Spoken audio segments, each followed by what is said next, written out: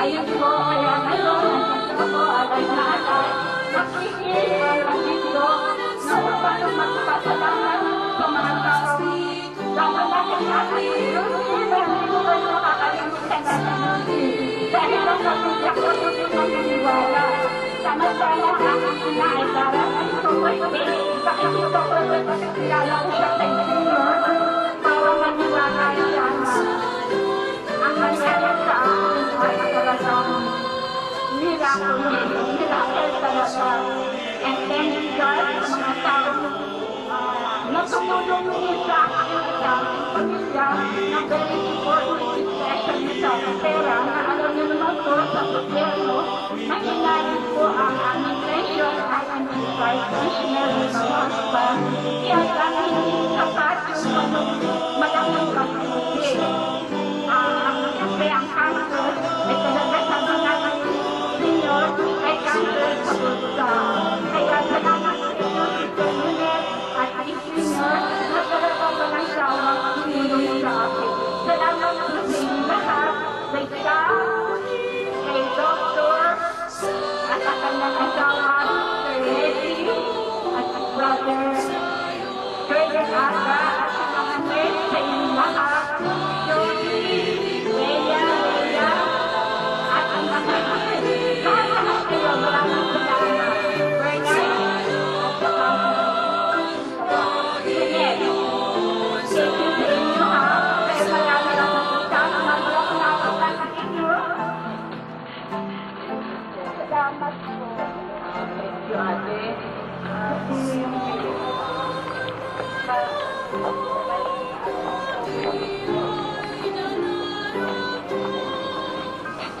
Natawagin din natin si ate Mara.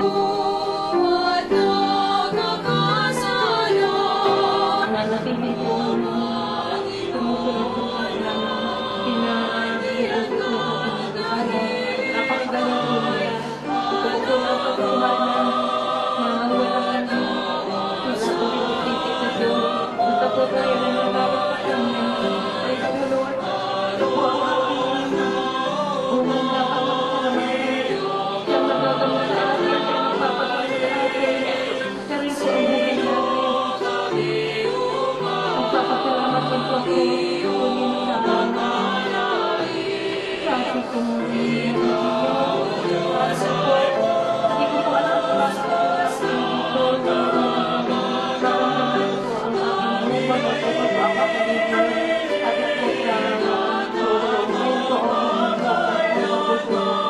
nakakamutunan po ako, malapit po ako resuncet sa work ko. Kaya po, subulit po maraming salamat po sa staff, kay Manemet, kay Dr. Reno, sa mga sekretary po na napakabait, na po-serve po mga pasyente dito.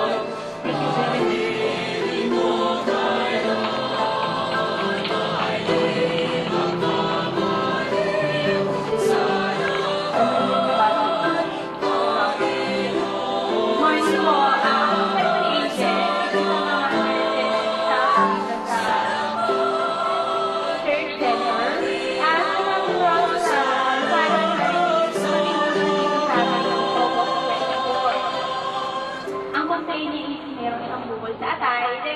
Nagpag-present po kami sa kanya ng exam test to see kung ano yung nararamdaman niya. Ang result po ng CT scan niya is meron siyang hepatoma sa right lobe. So namamaga yung atay niya. Then nung nagpunta siya sa amin, meron siyang bukol. Kasi si Ate. Medyo naging emotional lang kasi present niya sa amin yung result sa laboratory niya. Sobrang nakakatindi ng balahibo and sa part po namin mga staff, sobrang rewarding and nakaka-overwhelm po yung result ng test niya. Ang una niya po na-explain yung hematoma sa right lobe and meron pa siyang cholecystitis, meaning to say, yung atay niya meron po problema at saka meron po siyang bukol sa pancreas at saka sa breast. Ngayon, ilang buwan lang yun? August, September. Sobrang lang po ngayon. So, ang result po nang dala sa anak ngayon, itong CEA niya. Normal na normal. Yung test niya po for carcinoembryonic antigen is normal na po. As in, nandun na siya sa normal range. Sobrang naging emotional si ate nung pinresent niya sa amin.